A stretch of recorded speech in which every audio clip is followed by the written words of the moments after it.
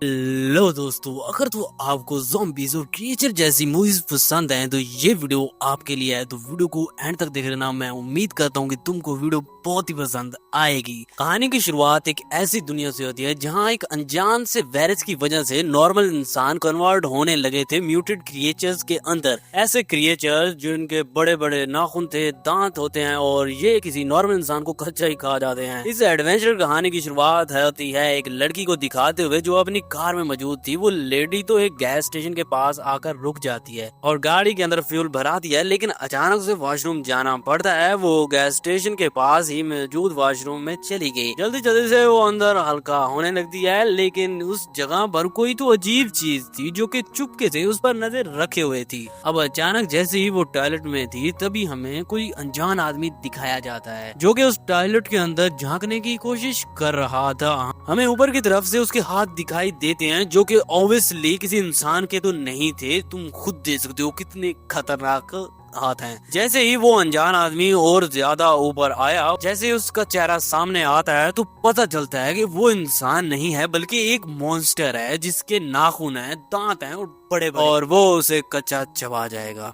वो लेडी तो उस अनजान से क्रिएचर को देखकर बहुत ही तेजी से चिल्लाने लगती है, पर ऑब्वियसली यार कौन ही उसकी बात सुनने वाला था क्योंकि उस गैस स्टेशन पर बहुत ही कम लोग काम करते थे। उस क्रिएचर ने तुरंत ही दरवाजा तोड़ा और घुस गया अंदर और लेडी की तरफ उसको पकड़ने के लिए। लेडी के पास भागने का भी रास्ता नहीं था, ऑब्वियसली वो छोटा सा बाथरूम ही तो था और उस म्यूटेड क्रिएचर ने उसे खत्म कर दिया। अब अगले दिन हमें हाइम नाम का एक आदमी दिखाया जाता है जो कि एक गैरेज में कार मैकेनिक का काम किया करता था, लेकिन कुछ दिनों से उस गैरेज के ओनर को काफी ज्यादा प्रॉफिट नहीं हो रहा था क्योंकि कस्टमर आ ही नहीं रहे थे। तो इसके लिए तो उसके पास अब इतने पैसे भी नहीं थे कि वो हिम को सैलरी दे सके, इसलिए वो सीधा डायरेक्टली हिम को नौकरी छोड़ने के लिए कहता है। यानी डायरेक्टली वो उसे निकाल ही रहा था। हम के पास सरवाइव करने के लिए यही एक जॉब थी। उसने तो रिक्वेस्ट भी बहुत की कि ओनर समझ जाएगा, लेकिन ओनर ने कहा नहीं, मैं और तुम्हें पैसे भी नहीं दे सकता और वैसे भी मेरे पास पैसे हैं ही नहीं। तुम्हें पता है कि कस्टमर हमारे पास नहीं आ रहे कब से। हिम भी बहुत ही ज्यादा गुस्सा होता है, लेकिन वो अब कुछ कर भी नहीं सकता था। उसने अपने डॉलर्स उठाए और ओनर को काफी बुरा बोला कहकर वहाँ से चला गया। हिम अब सीधा पहुंचता है एक नाइट क्लब में जहाँ पर उसकी वाइफ काम किया करती थी। उसकी वाइफ का नाम जल है और वो एक बार टेंडर का काम करती थी। वहाँ गाने बज रहे थे और सारे कस्टमर्स वहाँ एंजॉय कर रहे थे। हिम जैसे ही वहाँ पर पहुंचता है तो निक नाम का एक आदमी वहाँ दो लड़कियों के साथ मजे कर रहा था। उसने तो जल को इन दोनों लड़कियों को ड्रिंक पिलाने के लिए भी कहा था। वो अपनी जान पहचान आगे बढ़ाना चाहता था। ये एक बहुत ही पुरानी ट्रिक है, अगर आपको नहीं पता, कि अगर आप बार के अंदर जाते हो और किसी को ड्रिंक पिलाते हो तो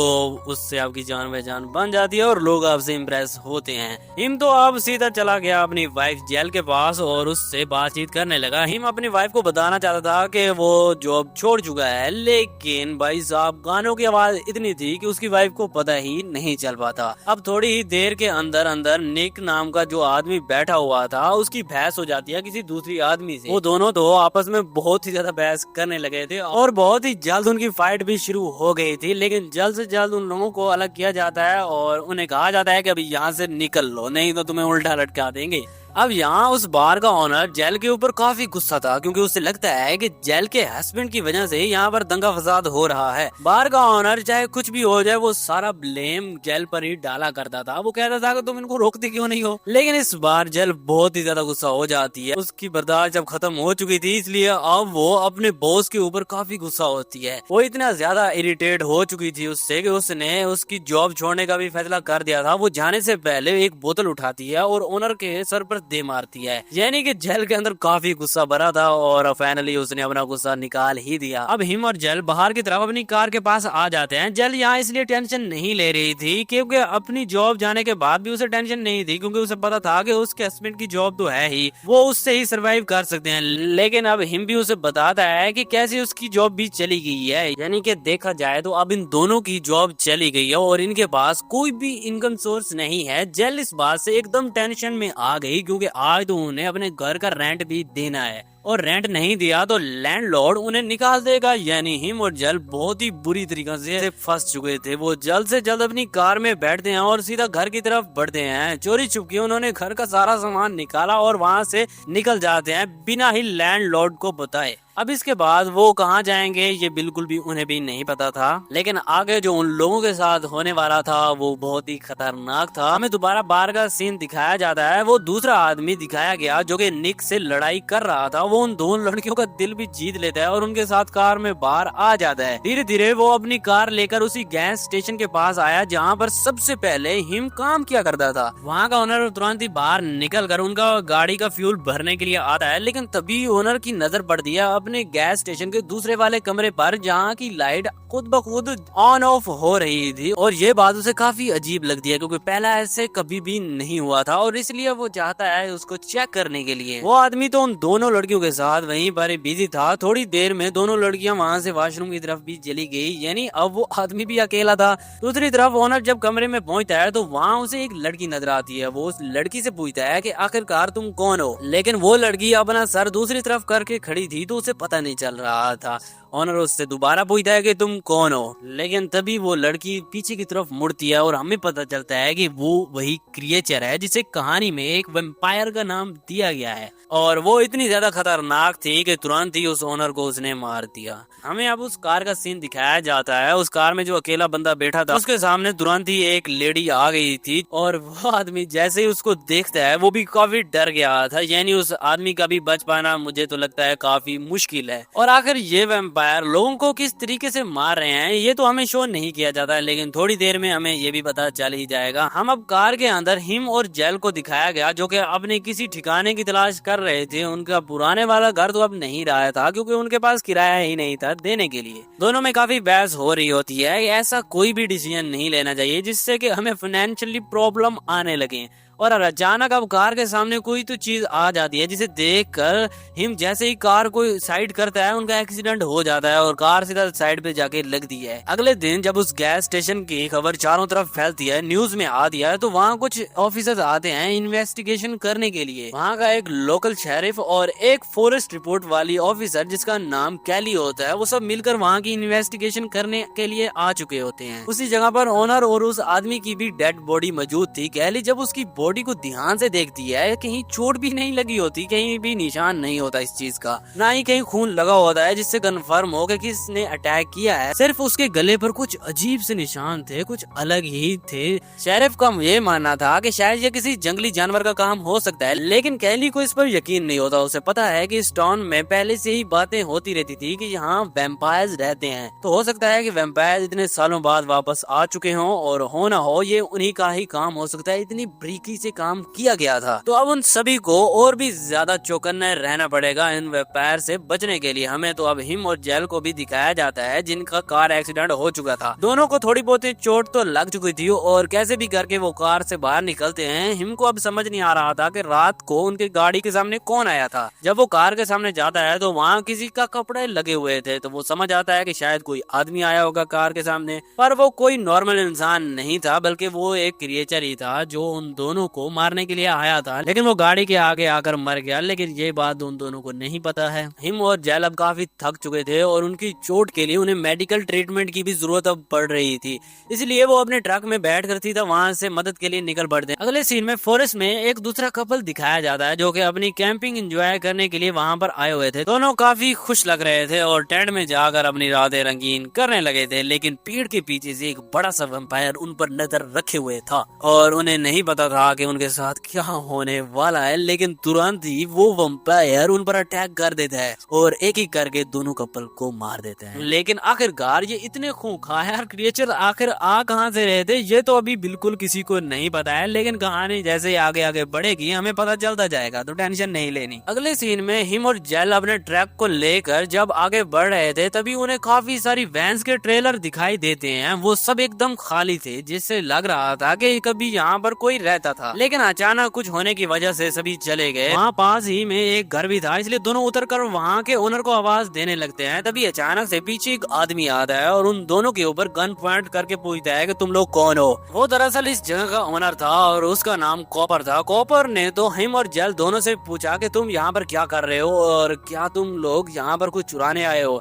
हिम और जेल अपने हाथ ऊपर करके ये साफ कहने लगते हैं कि उन्हें रहने के लिए जगह चाहिए और जॉब चाहिए और रात को ही उनका एक्सीडेंट हुआ था, इसलिए वो इस जगह पर आए हैं। कॉपर उन्हें साफ क्लियर कर देता है कि इस पूरी जगह पर मेरे अलावा कोई भी नहीं रहता है। यानी शायद कॉपर समझ चुका था कि उनकी कार के सामने कौन आया है और वो लोग जो वैम्पायर बन रहे हैं उनका असली रीजन क्या है। लेकिन फिलहाल कॉपर उन दोनों को कुछ भी नहीं बताता। हिम ने तो ये भी कहा कि हमें रहने के लिए जगह और जॉब दोनों चाहिए ताकि हम सरवाइव कर सकें। तो बहुत सोचने के बाद कॉपर डिसाइड करता है कि वो उन दोनों को जॉब देगा। हिम और जेल अब थोड़ी देर सोचने लगते हैं कि ये आदमी उनके लिए सेफ भी है या नहीं, लेकिन बाद में वो कमरे में आकर कहने लगते हैं कि उन्हें जॉब चाहिए। कॉपर खुश होकर जॉब के बारे में उन्हें बताता है, तुम्हें पूरा दिन इस जगह पर रहना होगा, यहाँ की रखवाली करनी है और ये छोटे मोटे काम करना है, यही तुम्हारी जिम्मेदारी है। इसके बदले कॉपर उन दोनों को खाना पीना और रहने के लिए जगह देगा। जेल तो डॉलर की भी बात करती है, जिस पर कॉपर कहता है कि हाँ वो भी तुम्हें मिल जाएंगे। कॉपर अब उन दोनों को जाकर उनका कमरा भी दिखाता है, जो कि सरवाइव करने के लिए एकदम सही था, क्योंकि अभी उनके पास कोई और चारा नहीं है, तो ये कमरा उनके लिए बेस्ट था। हिम ने आखिरकार पूछ ही लिया कॉपर से कि वो जो बाहर वैन्स ट्रेलर खड़े हैं इनका क्या मतलब है, यहाँ पर क्या हुआ था। और अब कॉपर उन्हें पूरी सच्चाई बताता है और बताता है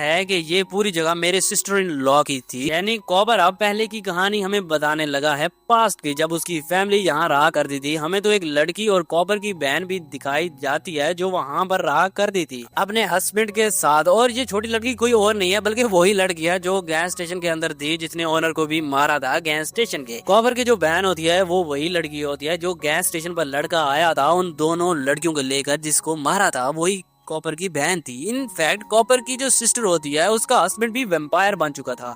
टेंट पर जिसने हमला किया था उन कपल्स पर वही कॉपर की बहन का हस्बैंड था। लेकिन इतने नॉर्मल लोग आखिरकार वैम्पायर कैसे? कॉपर अब बताने लगता है कि यहाँ पर पहले बहुत सारे लोग आया करते थे, लेकिन जब से ये वैम्पायर वाला डर फैला है लोगों में तो ये पूरी जगह अब सुनसान बन चुकी है। कॉपर अब जिम को साफ समझाने लगता है कि तुमको रात के टाइम घर से बाहर बिल्कुल भी नहीं निकलना और जितना हो सके बेसमेंट से भी दूर रहना। हिमा पता नहीं क्यों बहुत ही ज्यादा डरने लगा था। वो तुरंत अपनी वाइफ के पास जाता है जो कि बाथटब में नहा रही होती है और जो भी बातें कॉपर ने उसे बताई थी वो सीधा जाके अपनी वाइफ को भी बताता है और वो ये भी बताता है कि मुझे यहाँ बहुत ही डर लग रहा है, शायद ये जॉब उनके लिए बिल्कुल भी सही नहीं है। लेकिन जेल कहती है लेकिन हमारे पास कोई और ऑप्शन भी नहीं है, हम कहाँ सरवाइव करेंगे और हमारे पास कोई और जगह भी नहीं है और ना ही हमारे पास पैसे हैं कि हम कहीं और जाकर सरवाइव कर सकें। वैसे बात तो उसकी भी सही है, तो जब तक हमारी कंडीशन ठीक नहीं हो जाती हमें यहीं पर रहना चाहिए। जेल तो पूरी जिद कर चुकी थी, वो कहती है कि हम यहीं पर ही रहेंगे, इसलिए हिम भी कुछ नहीं कर पाता और वो भी आखिरकार मान ही जाता है। हिम वहाँ से बाहर निकलता है और कॉपर के पास आ जाता है। अब यहाँ पर कॉपर हिम को बहुत सारे काम समझाने लगता है और उसे सारे ट्रेलर्स के पास लेकर आता है, लेकिन अचानक हिम की नजर गई सामने पड़े हुए स्केलेटन पर जो कि पूरी तरह से जल चुका था और भाई साहब उसे देखने के बाद उसकी फट के हाथ में आ जाती है। हिम अब एकदम से घबरा कर पीछे हटता है और कहता है कि मुझे सारी बातें सच सच बताओ, ये क्या चीज है, और नहीं बताया तो हम दोनों यहाँ से चले जाएंगे। कॉपर अब उससे कहता है कि ठीक है मैं तुम्हें सारी चीजें बताता हूँ, इसलिए वो उसे लेकर आ जाता है उन ट्रेलर के पास और अब उसे वो उन ट्रेलर की सच्चाई भी बताता है। वो एक ट्रेलर का दरवाजा खोलता है और हिम को कहता है कि जाकर अंदर देखो। उसके पैरों के तले से जमीन निकल जाती है क्योंकि उन कंटेनर्स के अंदर बहुत सारे वैम्पायर्स छुपे हुए थे जो कि बहुत ही खतरनाक थे और उसे झपट्टा मार के पकड़ने लगते हैं, लेकिन तुरंत ही कॉपर हिम को बाहर निकाल लेता है। हाँ, हिम बिल्कुल भी समझ नहीं पाता कि ये सब क्या हो रहा है। तब जाकर कॉपर बताने लगा कि इन सभी ट्रेलर्स के अंदर वैम्पायर्स भरे हुए हैं। जो स्केलेटन तुमने बाहर जला हुआ देखा है वो भी एक वैम्पायर का ही है, यानी कि अगर कोई वैम्पायर सूरज की रोशनी के कांटेक्ट के अंदर आता है तो उसकी बॉडी जलकर राख हो जाएगी और यही हुआ उस वैम्पायर के साथ भी। इसलिए उसने उन सारे वैम्पायर्स को ट्रेलर्स के अंदर बंद करके रखा है ताकि वो दूसरे लोगों को नुकसान ना पहुंचा सके। हिम अब इतना ज्यादा डर गया था कि वो कॉपर से कहता है कि वो अपनी वाइफ को लेकर यहाँ से जा आ रहा है वो अब ये जॉब नहीं कर सकता। लेकिन कॉपर उन्हें अब साफ कह देता है कि तुम अब यहाँ से बिल्कुल भी नहीं जा सकते, क्योंकि वेम्पायर्स ने हिम की बॉडी को सेंस कर लिया है और वो अब जहाँ भी जाएगा तो वो उसके पीछे आ ही जाएंगे, चाहे वो इस धरती से निकल भी जाए वो इसका पीछा कभी भी नहीं छोड़ेंगे। यानी अब हिम और जेल यहाँ पर एकदम से फंस चुके होते हैं। बेचारे हिम और जेल अब कुछ भी नहीं कर पाते और वो बस मुंह लटका के खड़े होते हैं। वो यहाँ पर रहेंगे तो हमेशा वेम्पायर का खतरा मंडराता रहेगा और अगर वो दूर भी चले जाएंगे फिर भी वो वेम्पायर उन्हें ढूंढ ही लेंगे। हिम और जेल अब ये भी समझ जाते हैं कि शायद बेसमेंट और एटिक में भी वो सारे वेम्पायर हो सकते हैं। यही रीजन था कि कॉपर उन्हें कह रहा था कि वहाँ दोनों जगह पर तुम लोगों ने नहीं जाना। अब अगले सीन में हमें कॉपर को भी दिखाया गया जो कि बेसमेंट की तरफ चुपके से जा रहा होता है। जैसे ही वो अंदर गया तो सामने की तरफ वही लड़की थी जो कि वेम्पायर बन चुकी थी। यानी जैसे कॉपर ने बताया था कि उसकी बहन की एक बेटी है, लेकिन सच्चाई ये थी कि जो कॉपर की बेटी थी जिसका नाम लिली था। भले ही लिली इस टाइम पर वेम्पायर बन चुकी थी लेकिन कॉपर नहीं चाहता था उसे मारना। यही रीजन होता है कि वो लिली के साथ अपनी बहन और उसके हस्बैंड को भी अभी तक प्रोटेक्ट कर रहा था, कि हालांकि वो वेम्पायर बन चुके थे। हम वहीं दूसरी तरफ शेरिफ और कैली को भी दिखाया गया जो कि अभी भी उसी इन्वेस्टिगेशन केस के बारे में ही बात कर रहे थे। शेरिफ बार बार यही कह रहा था कि वो किसी छोटे मोटे जानवर का काम हो सकता है, लेकिन लिली का मानना था कि वो जरूर वेम्पायर्स हो सकते हैं क्योंकि वो इसी तरह ही कत्ल किया कर। कैली कहती है कि वो और भी ज्यादा इन्वेस्टिगेशन करे जहाँ जहाँ पर ये केस हुए हैं। वो आसपास के लोगों से बातचीत करने को बोलती है, इसलिए शेरिफ सीधा चला गया निक नाम के उस साथी के पास जो कि उस रात क्लब को था। शेरिफ ने निक से वो सारी बातें पूछी कि उस रात क्या हुआ था। निक बताता है कि हिम और जेल नाम के मेरे दो फ्रेंड्स भी वहाँ पर मौजूद थे, लेकिन हादसा होने से पहले वो दोनों वहाँ से चले गए थे। लेकिन शेरिफ ये बात सुनकर सोच में पड़ गया कि शायद ये इन दोनों का काम हो सकता है और ये सारी चीजें जो भी हैं ये इन दोनों ने ही की हो। यानी अब शेरिफ का पूरा शक उन दोनों पर आ चुका था। अब यहाँ घर के अंदर हिम ट्राई करता है वहाँ से बाहर निकलने की, पर पीछे से कॉपर आके उसे डरा देता है। कॉपर ने तो फिर से उन्हें वार्निंग दी कि तुम अब यहाँ से नहीं जा सकते हो, तुम अगर आगे बढ़ोगे तो अपनी जान खतरे में ही डालोगे। हिम और जेल ये सारी चीजें बर्दाश्त तो कर रहे थे, लेकिन अब उनकी जो बर्दाश्त करने की लिमिट होती है वो अब क्रॉस कर चुकी होती है। उन्होंने अपना सारा सामान पैक किया और ट्राई करने लगे कॉपर को गन पॉइंट पर लेने की। कॉपर जैसे ही अंदर आता है तो हिम उसे गन पॉइंट पर ले लेता है। आखिर वो पूछने लगा कि आखिरकार बेसमेंट और एटिक के अंदर क्या है कि तुम हमें वहाँ नहीं जाने दे रहे हो। अब यहाँ प्रेशर में आकर कॉपर ने भी सारी सच्चाई बता दी। वो तो उन्हें बेसमेंट का दरवाजा ओपन करता है और उन्हें वहाँ अंदर लेकर जाता है और सारी असलियत वो कहता है कि तुम खुद अपनी आंखों से ही देख लो। हिम और जेल के हाथ में गन थी, इसलिए वो थोड़ा कॉन्फिडेंट होते हैं और धीरे धीरे जैसे ही वो अंदर गए तब जाकर उन्हें पता चला कि वो तीनों वेम्पायर्स वहाँ पर मौजूद थे। एक लिली और बाकी कॉपर की बहन और उसका हस्बैंड भी वहाँ पर मौजूद था और उनकी हालत जो थी वो बहुत ही खराब थी। कॉपर की बहन का हस्बैंड जिसका नाम बेन होता है वो बहुत ही बड़ा था। जैसे ही वो हिम और जेल को देखता है वो इनकी तरफ बढ़ता है। बाकी दोनों एकदम दूर होकर घुर्रा रही थी जैसे वो इन्हें खाना चाहती हो। लेकिन अच्छी बात ये थी कि कॉपर ने वहाँ पर मल्टीपल जगहों पर रोशनी फैला रखी थी, जिस वजह से वो एक लिमिटेड जगह पर ही जा सकते थे और आ सकते थे। तुरंत ही हिम और जेल को वो बाहर निकाल लेता है और बोलता है कि यही सच्चाई। कॉपर अब उदास होकर कहता है कि यही मेरी फैमिली है और बस मैं इन्हें प्रोटेक्ट कर रहा हूँ ताकि ये लोग दूसरे लोगों को नुकसान ना पहुंचा सकें। ये लोग जिसे भी काटेंगे वो भी इन्फेक्टेड हो जाएंगे और वेम्पायर बन जाएंगे। कॉपर कहता है कि ये सब शुरू हुआ 1 साल पहले जब एक अजीब सा जानवर हमारे घर में घुस गया था। वो बहुत ही खूंखार था और कई सारे पालतू जानवरों को उसने खत्म कर दिया। लेकिन जब यहाँ कॉपर की बहन और बहन वहाँ पर पहुंचे उस अजीब जानवर को रोकने के लिए, तब तक उन्हें पता चलता है कि कॉपर की बेटी लिली भी इन्फेक्टेड हो चुकी थी। वहाँ पर भागकर पहुंचता है, लेकिन वो इन्फेक्शन इतनी तेजी से फैल चुका था कि उसकी बहन और उसका हस्बैंड दोनों ही इन्फेक्टेड हो चुके थे। कॉपर ने अपनी आंखों के सामने अपनी पूरी फैमिली को क्रिएचर बनते हुए देखा था और वाकई ये काफी सैड बात। कॉपर की बेटी लिली को इससे पहले दिखाई नहीं देता था, लेकिन जैसे ही वो इन्फेक्टेड होकर वेम्पायर बन चुकी थी उसकी आंखों की रोशनी वापस आ चुकी थी। यानी वेम्पायर के म्यूटेशन की वजह से उसकी बॉडी के अंदर काफी सारे चेंजेस आ चुके थे और इसी मूवमेंट के बाद कॉपर ने डिसाइड किया कि वो उन्हें प्रोटेक्ट करेगा और एक ही जगह पर सेफ रखेगा। कॉपर ने एक और वेम्पायर्स के बारे में बात बताई कि एक बार इन्फेक्टेड होने के बाद उनकी एज आगे नहीं बढ़ती है। इसी वजह से इतने सालों के बावजूद भी वो तीनों के तीनों वैसे ही थे उसी एज में। कुछ टाइम पहले जो हमने ट्रेलर देखे थे वहाँ पर बहुत सारे लोग रहा करते थे, लेकिन कॉपर की बेटी और उन दोनों ने उन्हें इन्फेक्टेड कर दिया था, जिसकी वजह से वो सारे लोग भी इन्फेक्टेड हो चुके थे। उन्हें इंसानों का खून पीना बहुत ही पसंद था और जो इन्फेक्टेड होते थे वो वेम्पायर बन जाते थे। यही रीजन था कि इतने सारे लोग जो ट्रेलर में मौजूद थे वो सब लोग वेम्पायर बन चुके थे और कॉपर ने हिम और जेल को इसलिए चुना कि वो उसके मरने के बाद इनका अच्छे तरीके से ख्याल रख सके। हिम और जेल को ये बिल्कुल भी मंजूर नहीं था, पर वो जाने अनजाने में यहाँ पर फंस गए थे। रात होने पर कॉपर हिम और जेल को लेकर आ जाता है उन सारे वेम्पायर से उन्हें इंट्रोड्यूस कराने के लिए। ट्रेलर में बैठे हुए सभी वेम्पायर अब बाहर निकल चुके थे क्योंकि रात जो हो चुकी। उनमें से अभी थोड़े लोग थे जो कि अभी भी समझ सकते थे और उन्हें इतना तो पता था कि उन्हें प्रोटेक्ट करने के लिए कोई तो चाहिए है, यानी अगर वो धूम में जाएंगे तो वो मारे जाएंगे। इसलिए कॉपर कहता है कि मेरे बाद हिम और जेल तुम्हारा ख्याल रखेंगे। एक वेम्पायर तो इन सभी चीजों के अगेंस्ट था, वो एकदम इंडिपेंडेंट होता है और किसी की मदद नहीं चाहता, इसलिए उसने बाकी वेम्पायर्स को भी मैनिपुलेट किया और उनसे दूर जाने के लिए कहा। यानी कि वो ये चाहता था कि जो उनका मन करता है वो करना चाहते हैं। हमें अब अगले दिन का सीन दिखाया जाता है जहाँ पर बहुत सारे ऑफिसर्स आए होते हैं वही इन्वेस्टिगेशन करने के लिए। कैली भी उनके साथ ही बहुत सारी रिपोर्ट्स भी लेकर आई थी और उन्हें बताती है कि ये काम जरूर वेम्पायर्स का हो सकता है। अब तो पहले बहुत सारे ऑफिसर्स इन बातों पर भरोसा नहीं करते, लेकिन जब उन्हें रिपोर्ट्स दिखाई गई तब जाकर वो भी सोचने लगते हैं कि शायद ये चीजें सच हो सकती हैं और इसलिए उन्होंने इन्वेस्टिगेशन करने को कहा। उनके पास पहले से ही निक था जो कि घायल हो चुका था, लेकिन हमें पता चलता है कि कई सारे वेम्पायर्स निक के पास पहुंच गए थे और वो जानते थे कि निक ही वो गवाह बन सकता है,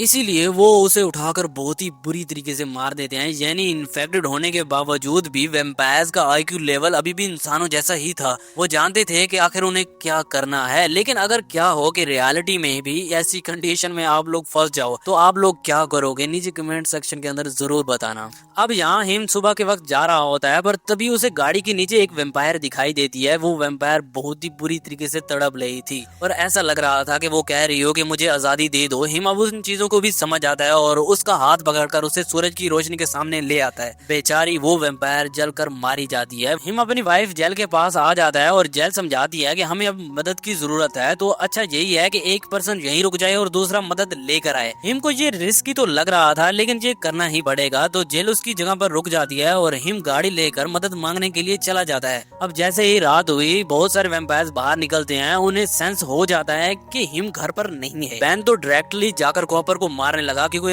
उसने हिम को यहाँ से जाने दिया, लेकिन कॉपर प्रॉमिस करता है कि उसकी वाइफ यहीं पर है, यानी हिम वापस आ ही जाएगा। वहीं दूसरी तरफ हिम मदद मांगने के लिए निक के पास गया, लेकिन निक तो पहले ही मर चुका था। पर अब प्रॉब्लम की बात ये होती है कि पूरी पुलिस फोर्स हिम को ही ढूंढ रही थी। जब वो उसे देखती है तो तुरंत वो हिम को गिरफ्तार कर लेते हैं। उसके ऊपर कार्रवाई करने के लिए ऑफिसर्स हिम को गाड़ी में ले जाने लगते हैं। तभी सामने बैन आ जाता है। उसने दोनों हाथों से गाड़ी को रोक लिया था क्योंकि उसे हिम चाहिए था। बैन ने तो एक ऑफिसर को भी मार दिया था। हिम को धमकी देता है कि वो वापस अपनी वाइफ के पास चला जाए, नहीं तो वो उसकी वाइफ को खत्म कर देगा। हिम तो बहुत ही डर गया था बेचारा। वो कहने लगता है कि मैं थोड़ी ही देर में वापस चला जाऊंगा। बैन भी ये बात सुनकर अब वापस चला जाता है। बेचारा हिम इतना ज्यादा डर गया था कि वो जब ऑफिसर के पास पहुंचता है तो उसे निक की बॉडी ही नहीं दिखाई देती। वो ये नहीं समझ पा रहा था कि आखिरकार वो अब किससे मदद मांगेगा। अब अगले सीन में हिम दिखाया गया जो गाड़ी लेकर वापस ही उसी स्पॉट पर पहुंच चुका था। कॉपर तो अब तुरंत ही हिम को गाड़ी से बाहर निकालकर उसके ऊपर गुस्सा होने लगता है। दरअसल हिम ने गाड़ी के नीचे मौजूद जिस वेम्पायर को बाहर निकाल कर जला दिया था